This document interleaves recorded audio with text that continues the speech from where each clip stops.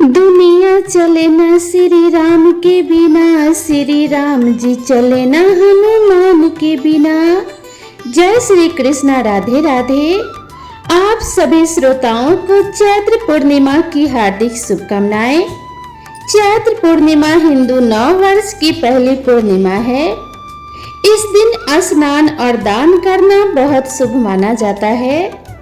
चैत्र पूर्णिमा के दिन ही हनुमान जी का जन्मोत्सव भी मनाया जाता है।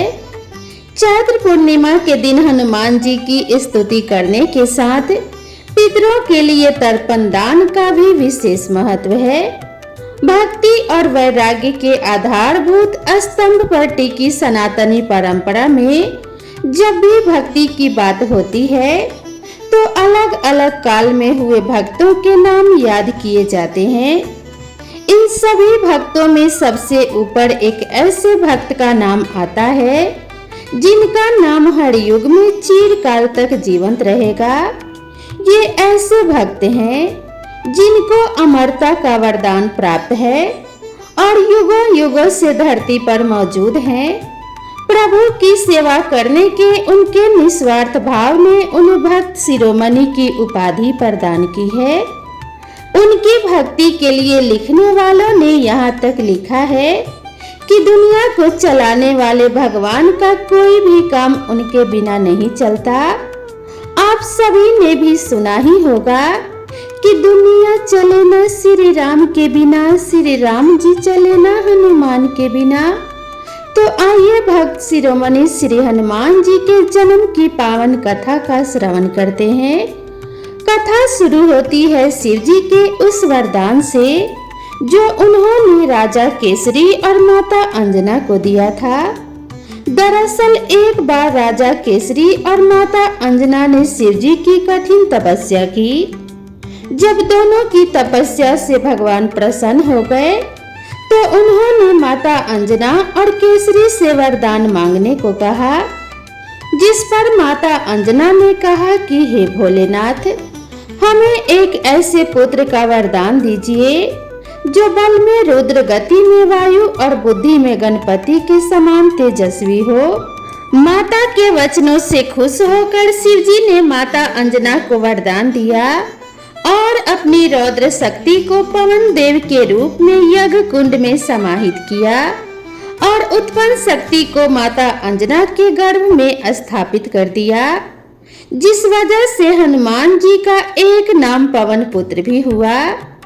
तो अब आइए श्रवण करते हैं हनुमान जी के जन्म की पावन कथा विस्तार से। माता अंजनी पूर्व जन्म में देवराज इंद्र के दरबार में एक अप्सरा थी जिनका नाम पुंजिक स्थला था। बालपन में वे अत्यंत सुंदर और स्वभाव से चंचल थी। एक बार अपनी चंचलता में ही उन्होंने तपस्या करते एक तेजस्वी ऋषि के साथ अभद्रता कर दी। गुस्से में आकर ऋषि ने पुंजिक स्थला को श्राप दे दिया कि जा, तू वानर की तरह स्वभाव वाली वानरी बन जा। ऋषि के श्राप को सुनकर पुंजिक स्थला ऋषि से क्षमा याचना मांगने लगी। तब ऋषि ने दया दिखाई और कहा कि तुम्हारा वह रूप भी परम तेजस्वी होगा। तुमसे एक ऐसे पुत्र का जन्म होगा जिसकी कीर्ति और यश से तुम्हारा नाम युगों युगों तक अमर हो जाएगा। इस तरह अंजनी को वीर पुत्र का आशीर्वाद मिला। ऋषि के श्राप से त्रेता युग में अंजनी को नारी वानर के रूप में धरती पर जन्म लेना पड़ा। इंद्र की हजारों सुंदर अप्सराओं में से एक थी अंजनी, यानी अप्सरा पुंजिक स्थला। इंद्र ने जब उन्हें मनचाहा वरदान मांगने को कहा तब उन्होंने हिचकिचाते हुए उनसे कहा कि उन पर एक तपस्वी साधु का श्राप है, अगर हो सके तो उन्हें उससे मुक्ति दिलवा दे। इंद्र ने कहा कि वह उस श्राप के बारे में बताएं, क्या पता वह उस श्राप से उन्हें मुक्ति दिलवा दे। तब पुंजिक स्थला ने बताया कि किशोर अवस्था में जब वह खेल रही थी तो मैंने एक वानर को तपस्या करते देखा। मेरे लिए यह एक बड़ी आश्चर्य वाली घटना थी। इसीलिए मैंने उस तपस्वी वानर पर फल फेंकने शुरू कर दिए। बस यही मेरी गलती थी, क्योंकि वह कोई आम वानर नहीं बल्कि एक तपस्वी साधु थे। मैंने उनकी तपस्या भंग कर दी और क्रोधित होकर उन्होंने मुझे श्राप दे दिया कि जब भी मुझे किसी से प्रेम होगा तो मैं वानर बन जाऊंगी। मेरे बहुत गिड़गिड़ाने और माफी मांगने पर उस साधु ने कहा कि मेरा चेहरा वानर होने के बावजूद उस व्यक्ति का प्रेम मेरी तरफ कम नहीं होगा। अपनी कहानी सुनाने के बाद पुंजिक अस्थला ने कहा कि अगर इंद्रदेव उन्हें इस श्राप से मुक्ति दिलवा सके तो वह उनकी बहुत आभारी होगी। इंद्रदेव ने उन्हें कहा कि इस श्राप से मुक्ति पाने के लिए धरती पर जाकर वास करना होगा, जहां वह अपने पति से मिलेंगी। शिव जी के अवतार को जन्म देने के बाद अंजनी को इस श्राप से मुक्ति मिल जाएगी। इंद्र की बात मानकर पुंजिक अस्थला अंजनी के रूप में धरती पर चली आई। उस श्राप का प्रभाव शिव के अंश को जन्म देने के बाद ही समाप्त होना था। वह एक शिकारन के तौर पर जीवन यापन करने लगी। जंगल में उन्होंने एक बड़े बलशाली युवक को शेर से लड़ते देखा और उसके प्रति आकर्षित होने लगी। जैसे ही उस व्यक्ति की नजरें अंजनी पर पड़ी, अंजनी का चेहरा वानर जैसा हो गया और अंजनी जोर जोर से रोने लगी। जब वह युवक उनके पास आया और उनकी पीड़ा का कारण पूछा तो अंजनी ने अपना चेहरा छिपाते हुए उससे बताया कि वह बदसूरत हो गई है। अंजनी ने उस बलशाली युवक को दूर से देखा था, लेकिन जब उसने उस व्यक्ति को अपने समीप देखा तो पाया कि उसका चेहरा भी वानर जैसा था। अपना परिचय बताते हुए उस व्यक्ति ने कहा कि वह कोई और नहीं वानर राज केसरी है, जो जब चाहे इंसानी रूप में आ सकते हैं। अंजनी का वानर जैसा चेहरा उन दोनों को प्रेम करने से नहीं रोक सका और जंगल में केसरी और अंजना ने विवाह कर लिया। केसरी और अंजना ने विवाह कर लिया, पर संतान सुख से वंचित थे। अंजना अपनी इस पीड़ा को लेकर मतंग ऋषि के पास गई। तब मतंग ऋषि ने उनसे कहा कि पंपा सरोवर के पूर्व में नरसिंह आश्रम है। उसकी दक्षिण दिशा में नारायण पर्वत पर स्वामी तीर्थ है। वहां जाकर उसमें स्नान करने के बाद 12 वर्ष तक तप एवं उपवास करने पर तुम्हें पुत्र सुख की प्राप्ति होगी। अंजना ने मतंग ऋषि एवं अपने पति केसरी से आज्ञा लेकर तप किया। 12 वर्ष तक केवल वायु पर ही जीवित रही। एक बार अंजना ने शुचि स्नान करके सुंदर वस्त्राभूषण धारण किए। तब वायु देवता ने अंजना की तपस्या से प्रसन्न होकर उस समय पवन देव ने उनके कान में प्रवेश कर उन्हें वरदान दिया कि तुम्हारे यहाँ सूर्य अग्नि एवं सुवर्ण के समान तेजस्वी वेद वेदांगों का मर्मज्ञ विश्व मध्य एवं महाबली पुत्र होगा। इस आशीर्वाद के बाद वे शिव जी की आराधना और तपस्या में लीन रही। तब प्रसन्न होकर शिव जी ने उन्हें वरदान मांगने को कहा। अंजना ने शिव जी से कहा कि साधु के श्राप से मुक्ति पाने के लिए उन्हें शिव जी के अवतार को जन्म देना है। इसीलिए शिव जी बालक के रूप में उनकी कोख से जन्म लें तथा अस्तु कहकर शिव जी अंतर ध्यान हो गए।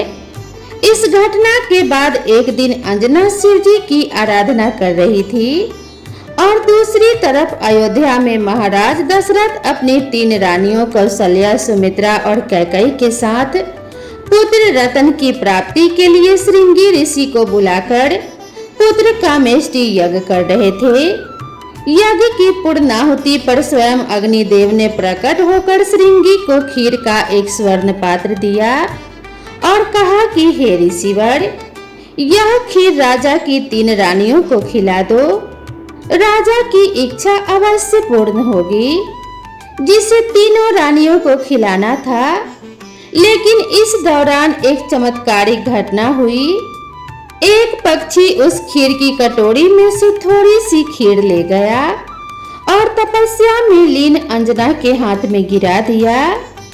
अंजना ने शिवजी का प्रसाद समझकर उसे ग्रहण कर लिया।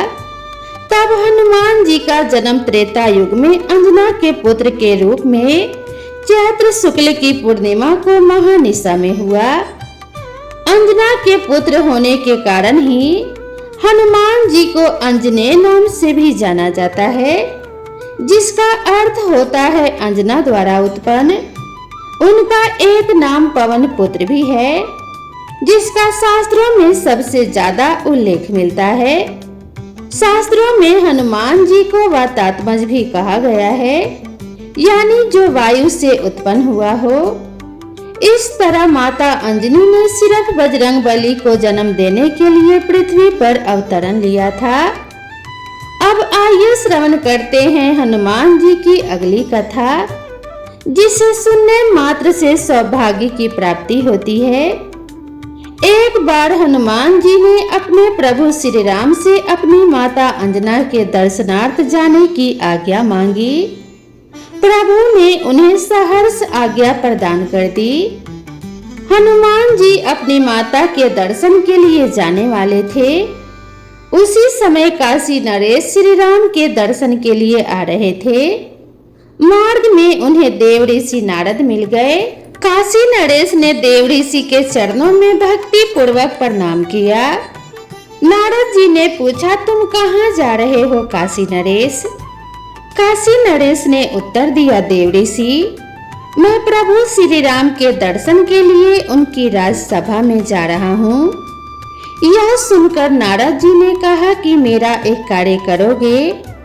काशी नरेश ने तुरंत कहा, ऋषिवर, धरती पर ऐसा कौन पुरुष है जो आपकी आज्ञा के पालन के लिए तुरंत ना दौड़ पड़े? आप आज्ञा प्रदान करें। नारद जी ने मुस्कुराते हुए कहा, तुम राजसभा में प्रभु श्री राम के चरण कमलों में श्रद्धा एवं भक्ति पूर्वक प्रणाम तो अवश्य करना, किंतु उन्हीं के समीप सिंहासन पर बैठे वयोवृद्ध तपस्वी विश्वामित्र जी को प्रणाम मत करना। काशी नरेश ने प्रश्न किया, ऐसा क्यों ऋषिवर? नारद जी ने उत्तर दिया, एक राजा को दूसरे राजा को प्रणाम शोभा नहीं देता। ऋषि विश्वामित्र भी तो पहले राजा ही तो थे। और नारायण नारायण कहकर देव ऋषि नारद जी चले गए और काशी नरेश श्री राम की सभा में पहुँचे। उन्होंने देव ऋषि के आदेशानुसार श्री राम के चरणों में श्रद्धा पूर्वक प्रणाम किया, किंतु महर्षि विश्वामित्र की सर्वथा उपेक्षा करके बैठ गए। काशी नरेश की इस उपेक्षा से महर्षि विश्वामित्र के हृदय पर चोट पहुंची, किंतु वे राजसभा में चुप रहे।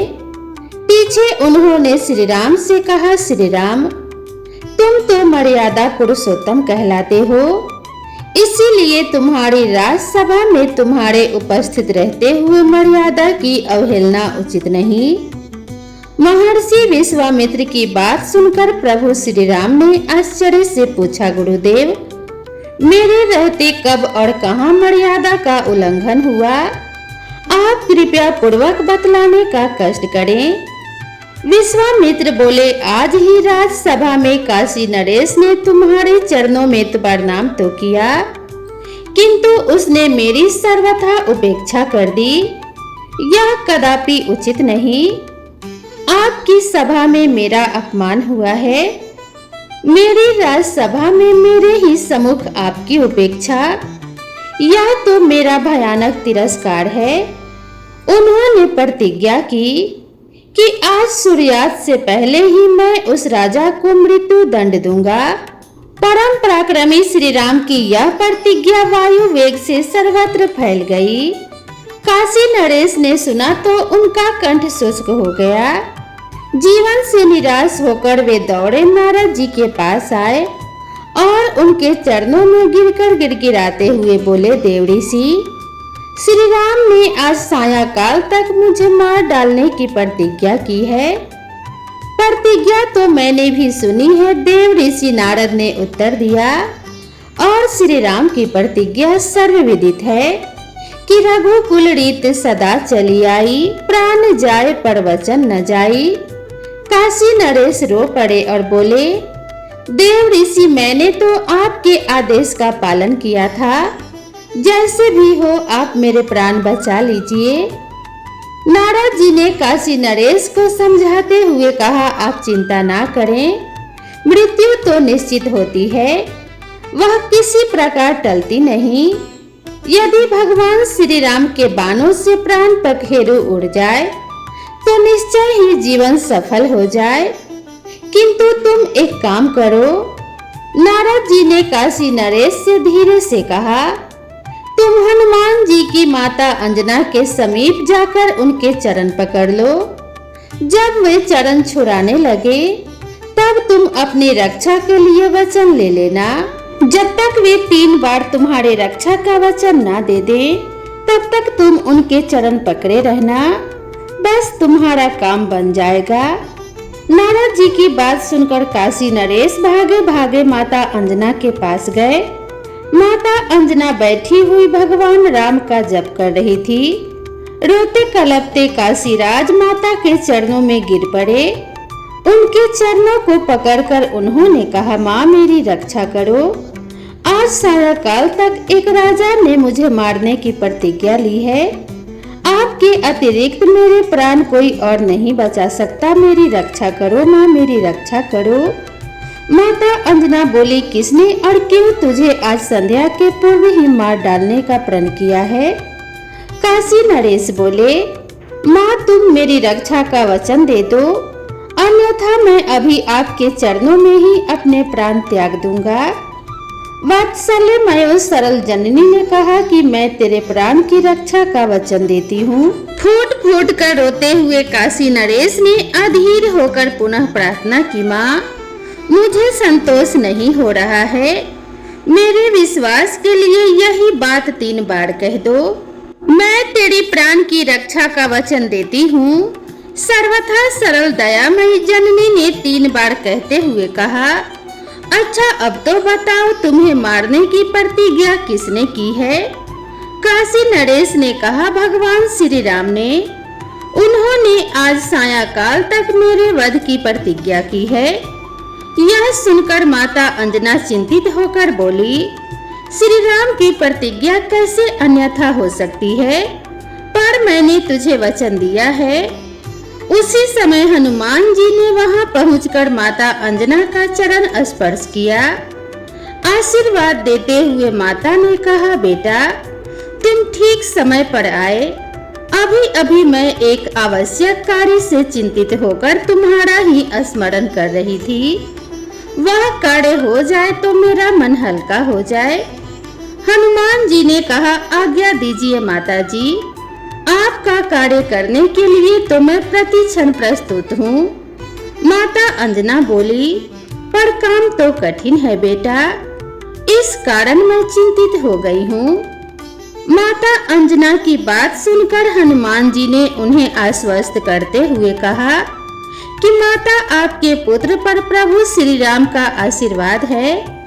ऐसा कोई काम नहीं जो मैं श्री राम का नाम लेकर ना कर सकूं। माता अंजना ने कहा, यह सब कुछ मैं जानती हूँ मेरे लाल, किंतु काम अत्यंत कठिन है, इसीलिए कहने में झिझक रही हूँ। माता जी आपके पवित्र चरणों के सम्मुख प्रभु श्री राम की शपथ लेकर मैं 1 नहीं 3 बार प्रतिज्ञा करता हूँ कि आपकी आज्ञा मिलने पर काम चाहे जितना भी कठिन होगा, मैं उसे अवश्य पूर्ण कर आपकी चिंता को दूर कर दूंगा। माता अंजना ने हनुमान जी के बल पराक्रम और उनकी मातृ भक्ति की प्रशंसा करते हुए कहा, बेटा मुझे तुमसे यही आशा थी और ऐसा ही विश्वास था। बेटा मैंने काशी नरेश को उसकी प्राण रक्षा का वचन दे दिया है।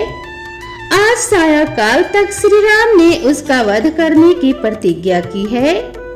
माता की बात सुनकर हनुमान जी ने आश्चर्य से कहा, मेरे प्रभु श्री राम की प्रतिज्ञा, माता अंजना बीच में ही बोल पड़ी, पर बेटा मैंने काशीराज को वचन दे दिया है और तुमने भी श्री राम की शपथ लेकर मुझे 3 बार वचन दिया है। शरणागत की रक्षा धर्म है बेटा। हनुमान जी ने कहा कि ठीक है माँ, मैं कुछ करता हूँ। यह कहकर हनुमान जी ने माता के चरणों में प्रणाम करके उनसे जाने की अनुमति मांगी। माता की आज्ञा प्राप्त होते ही हनुमान जी काशी नरेश के साथ अयोध्या पहुँचे।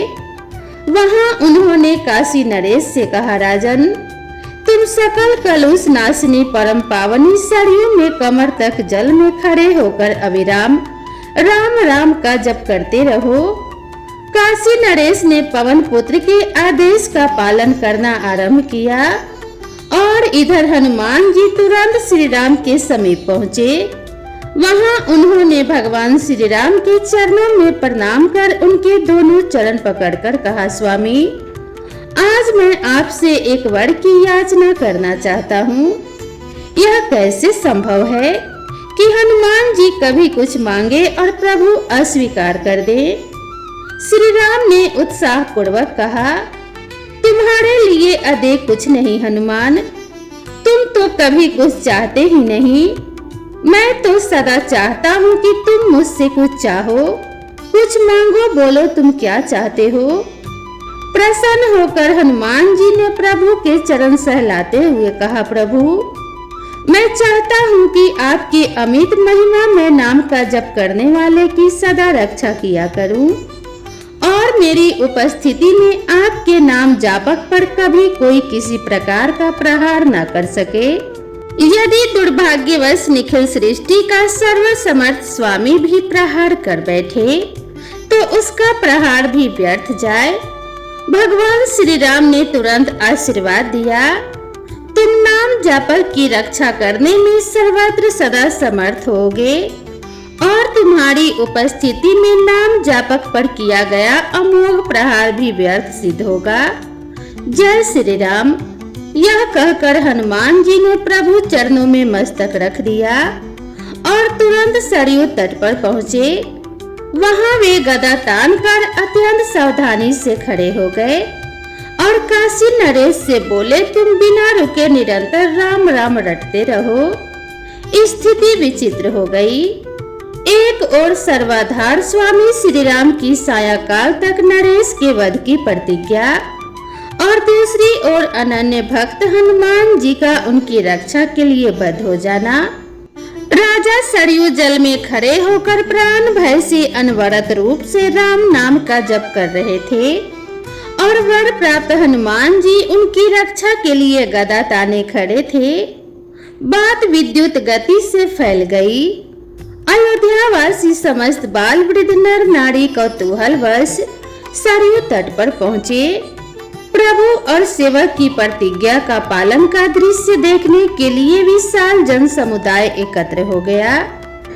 इस बीच राम जी वहां पहुंच गए और काशी नरेश को देखकर बाण चलाना शुरू किया, लेकिन वे हैरान रह गए। राम नाम के जाप के आगे सभी बाण विफल होते चले गए। क्रोधित श्री राम को देखकर वशिष्ठ जी व्याकुल हो गए। उन्होंने सोचा भगवान श्री राम की प्रतिज्ञा अन्यथा नहीं हो सकती और कहीं उन्होंने नरेश के साथ हनुमान जी को भी मार डाला तो महान अनर्थ हो जाएगा। तब हनुमान जी के पास पहुंचकर वशिष्ठ जी ने उन्हें समझाने का प्रयत्न किया, पवन कुमार, श्री राम जी तुम्हारे सर्वस्व हैं, उनकी प्रतिज्ञा पूरी हो जाने दो। नितांत समीप होने के कारण उनका क्रोध बढ़ता जा रहा है। वह राजा तो उन श्री राम के पावन सर स्पर्श से जन्म मरण से सदा के लिए मुक्त हो जाएगा। एक राजा के लिए अपने स्वामी के सम्मुख तनकर खड़ा हो जाना तुम्हारे जैसे सेवक के लिए कदाचित उचित नहीं। हनुमान जी ने अत्यंत विनय पूर्वक कहा, गुरुदेव, मैं त्रिलोक में भी अपने सर्वसमर्थ प्रभु के समीप तनकर खड़ा होने की कल्पना भी नहीं कर सकता। मैं तो अपने प्रभु के नाम और उनके वरदान की रक्षा के निमित्त प्राणाहुति देने के लिए प्रस्तुत हो गया हूँ। मेरा इससे अधिक सौभाग्य और क्या होगा कि मैं अपने प्राणाधिक प्रभु श्री राम के नाम एवं उनके वरदान की रक्षा में उनके ही कर कमलों से छोड़े हुए उन्हीं बाणों से शरीर त्याग कर उनमें ही विलीन हो जाऊं।